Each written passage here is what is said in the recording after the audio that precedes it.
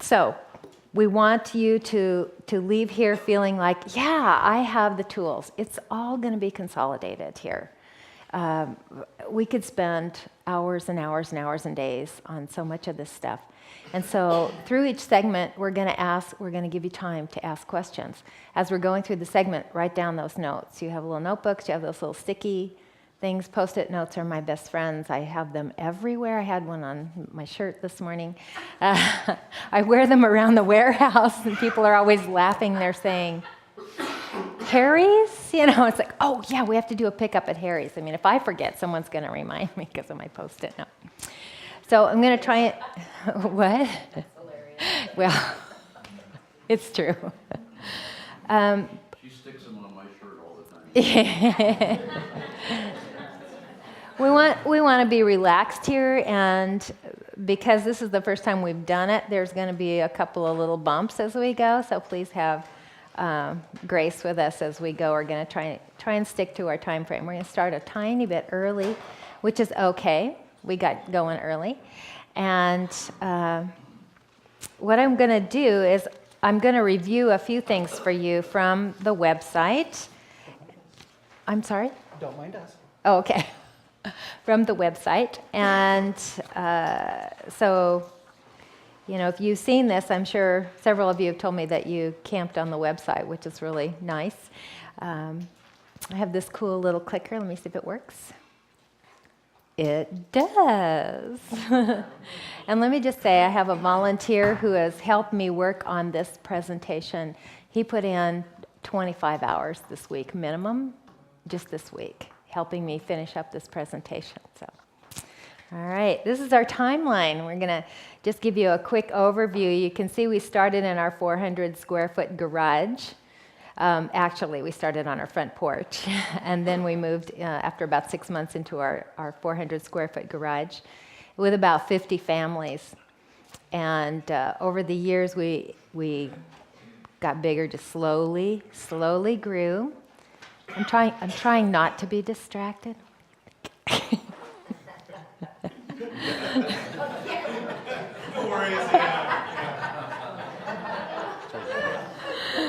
Gotta love them, right?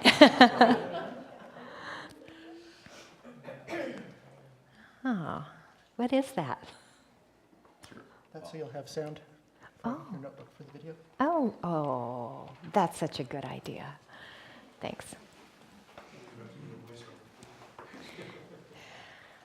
We got going, and on the prompting of one of our present board of directors, didn't really apply for our 501c3 until around 94, 95 is when we started that process. So we had been operating for several years.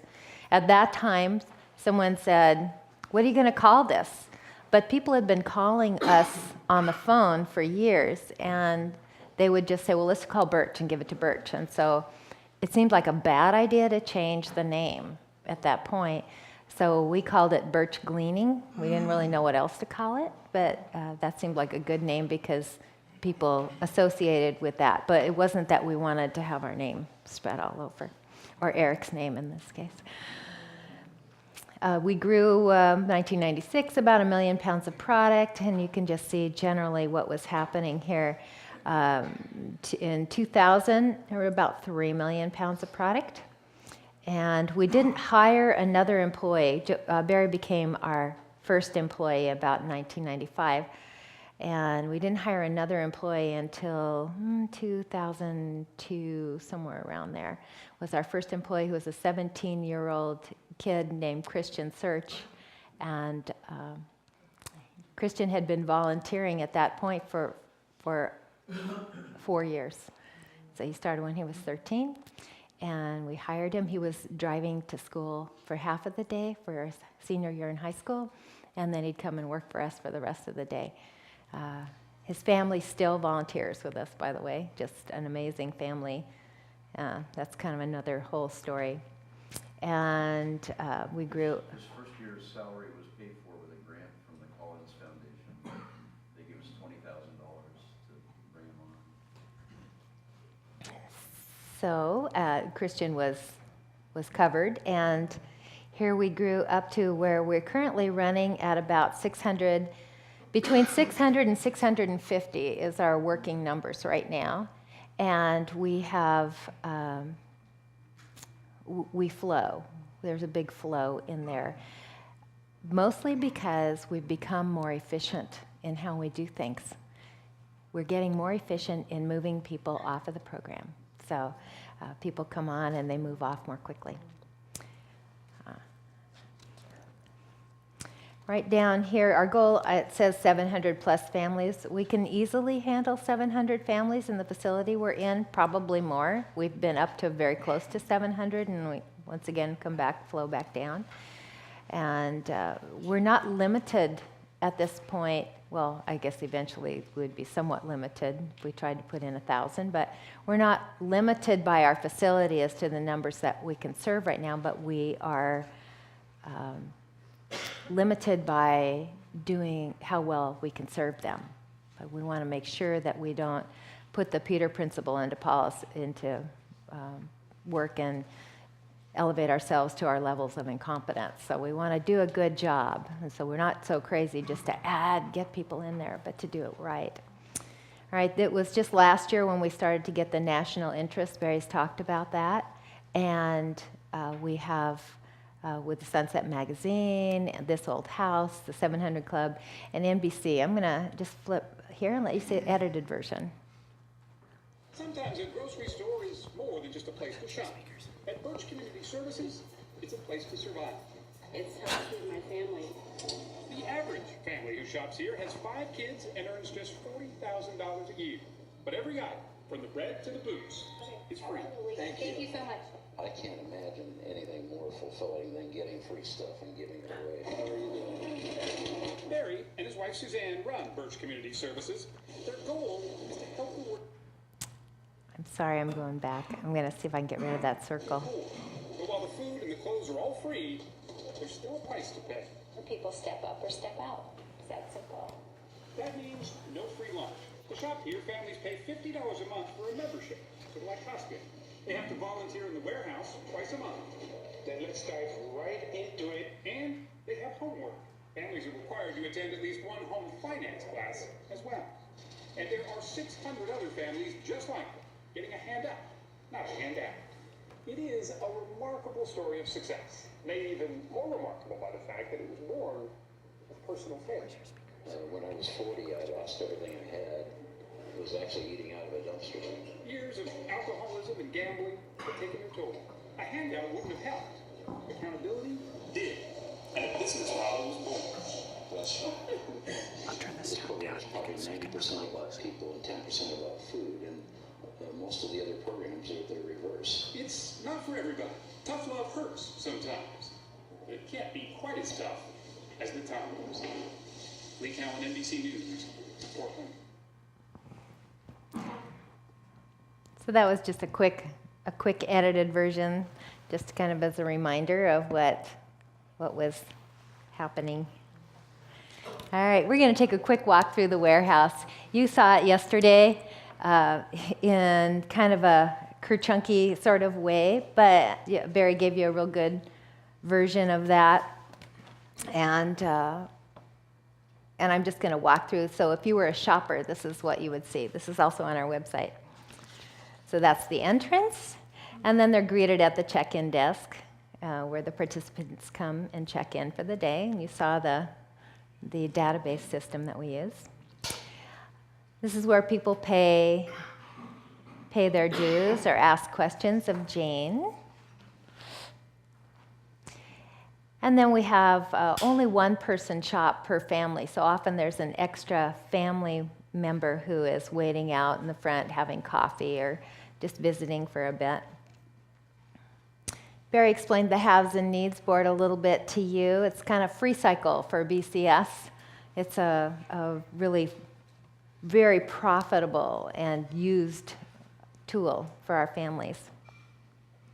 The one thing that's important about this is that no money changes hands. No one can sell anything at BCS. We don't post flyers for people to sell tickets to their church events or nothing. If it's free, it can go up. If it's not free, it doesn't.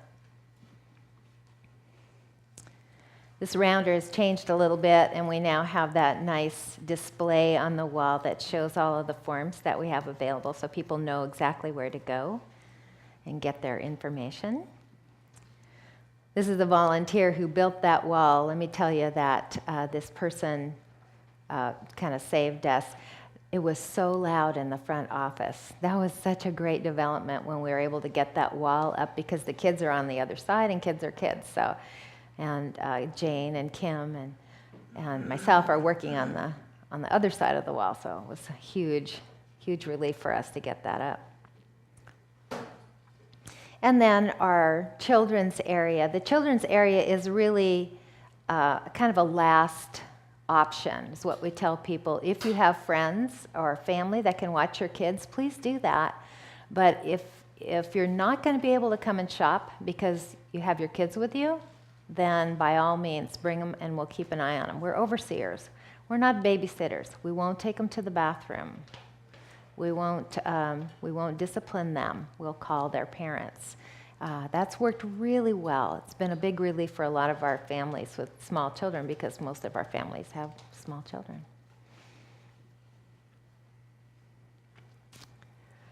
We always have a tour guide with our new participants. So they come in for the first time. We want someone to walk through with them and just explain things as they go, get them acclimated to the system, let them understand how things work from someone who's done it before. That's a great experience for both of them. Often people who've been on the program for a while will walk someone through for the first time and say, "Oh, it was so good. It was really refreshing for me to see it again through a new person's eyes and to realize what a gift it is to be here and to receive." So this is Lavelle. She's amazing. This is the specialty area. You saw signs yesterday that limit the items. All of our limit signs are that nice, bright, neon kind of color, and it's very Pavlovian. We sort of get them acclimated to looking for those bright colored signs when they come in. So viewing, here you see the shopping cart area, and looking down towards Gracie, kind of get a big picture there, what's going on there, of a walk-in cooler. So here Crystal's pushing into the walk-in cooler. It's cold in there, and we're thankful it's cold in there. We've had days when it wasn't too cold in there, so lots of money has gone into making it cold in there. But there are always people, they go in, they're like this. But they know that the food they're getting is nice and fresh, which is good. Here's Marguerite, and she brings her own shopping bags, which is perfectly fine. And Jess is looking through the boxes. People have the option to choose the items they wish, and sometimes it might be a box of kiwis, and it's more than likely that some of those kiwis aren't so great, but there are always going to be some good ones in there that people can pick out. Ted also looking at the kiwis. Crystal is looking at the canned goods. Right now, someone asked yesterday about canned goods. Right now, our limit is like 1 per family per week because our canned goods are really low. But it is what it is, We're going to compensate with other things. But pretty much always there are good options on healthy breads. And I like to eat healthily, so it's really important to me that what we offer our families has a good selection of things that are also healthy for them. Snack shelves. There's always those sweets. They're always available. And then over-the-counter medicines. That kind of comes and goes. One of our main sources of that is Medical Teams International here in Portland. Gives us quite a bit of OTC things, and sometimes they're full and sometimes they're not. As we're looking at the specialty shelves again, this week when you came through, the limit was 3. So we try, we try and be fair in everything that we do in distribution. We want people to feel like they're being treated equally to everyone else. And so we'll say choose 3 items. One item that would not be cornflakes, Rice Krispies, and Cocoa Puffs. That would be cornflakes, pancake syrup, and something else. But the idea is that you don't have one person come in and clean out all the best items, which can happen. And honestly, I would do that, if it were me and I had a family to feed, and I'd say, oh, there's giant cans of beef stew. I'm going to take all of those instead of the Jell-O. It's just so saying different, choosing different items has made a big difference in helping people kind of spread the joy in that. We've had some fun opportunities to get really nice ice cream, and I'm really thankful for that. I try not to take it, basically, but I'm going to try and get this thing turned back on because it'll be a little easier for me. So I'm going to turn it off and kind of reboot it and see if it'll work for me.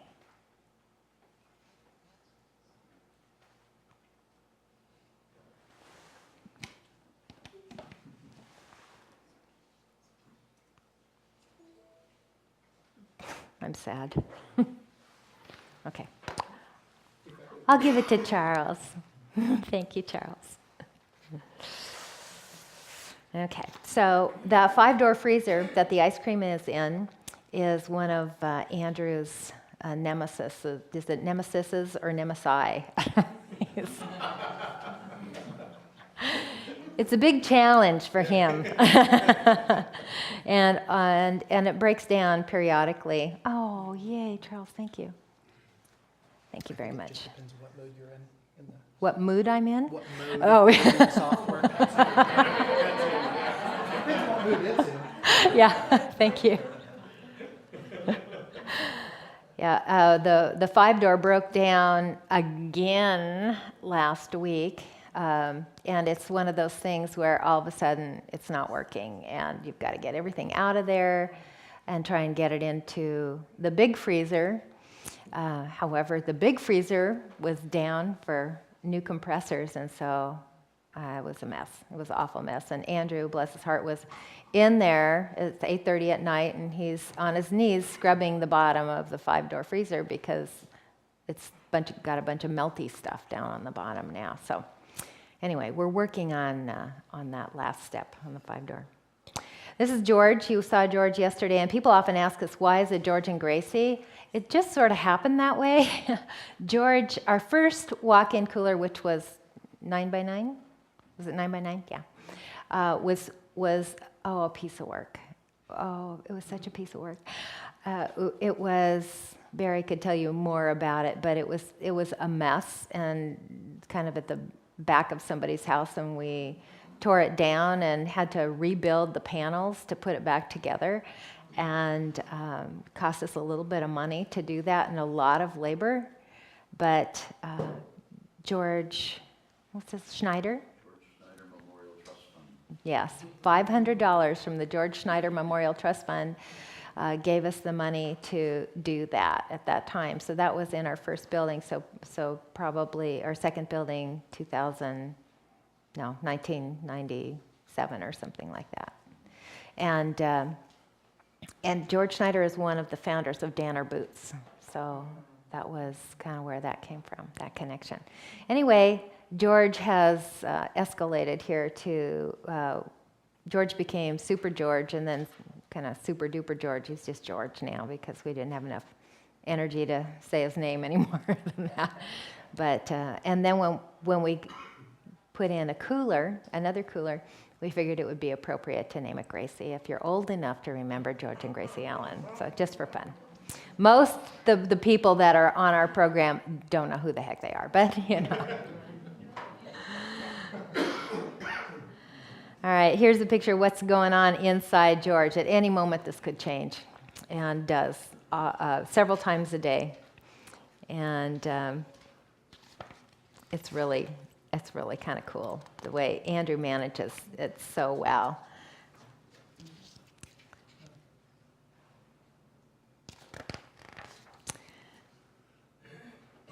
We have these carts all over the place. Very valuable item for us. We have, I don't know how many carts do we have? 30? Around 30, yeah. Yeah, you'll find that you will use these over and over and over again. You're always moving things, and these are, right now, Crystal's getting bulk food, bulk bread out of there. And you will have seen, as you were in the warehouse too, we always have gloves around and big signs that say, please use gloves, here for bulk items, use gloves, use bags, and I'm forever telling people as I'm walking by in a very pleasant way, of course, oh, I see you don't have any gloves on here, let me get them for you. Because you know how people are, you know, we're just kind of, and I just really don't want to, you know, eat something that someone else has touched. So as best we can, we really monitor that.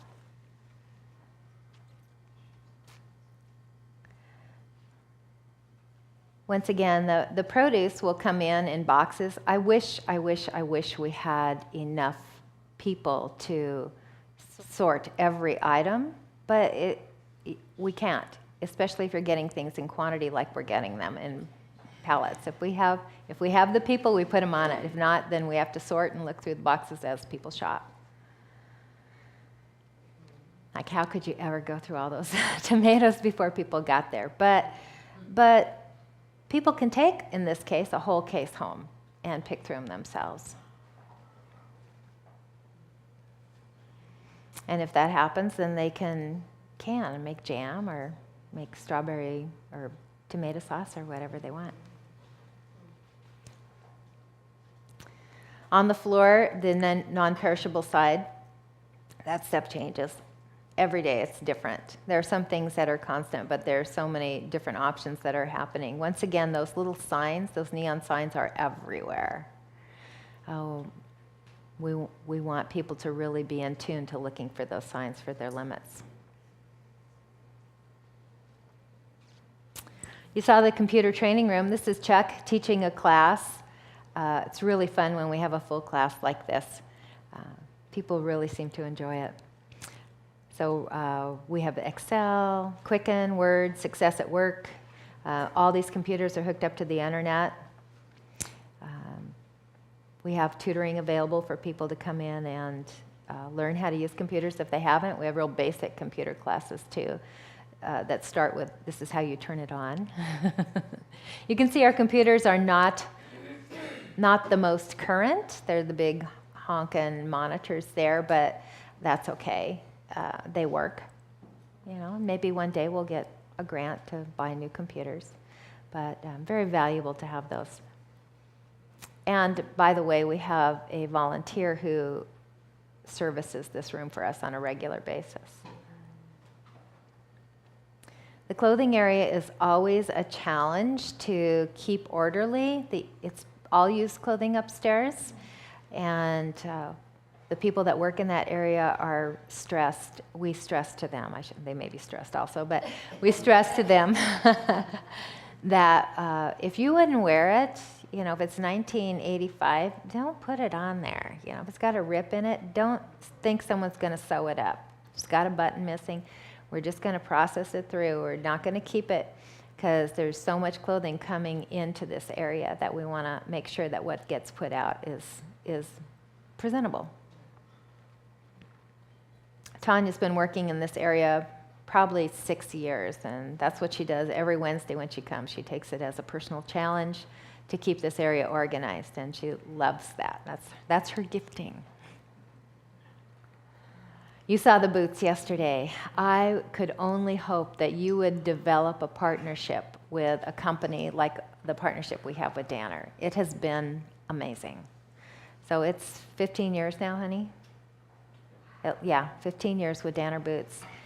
We take it very seriously in how we communicate with Danner, and we give them a regular inventory once a year and let them know who got the boots. We monitor all the boots with inventory cards. You probably won't have access to something, well, to Danner where you are, but I'm sure there are other companies that will offer something similar. But if you get to that point and you need some more advice on how we do it, contact us. We also share these boots with our agencies. And we got, what was it, 15,000 pair last year? 16,000 pair of boots last year. And they all have to be sorted and categorized and put in by size and inventoried in that way. And no one goes up into the boot area and gets a pair of boots unless the boot card has been approved by one of the front staff, and they have to be signed out by another staff member. So we put a lot of work into being responsible with this gift. It's pretty incredible. So just a little overview picture there of what the warehouse looks like. You saw it. This is on the website, so this is for people. But it doesn't do it justice, does it? It's pretty fun.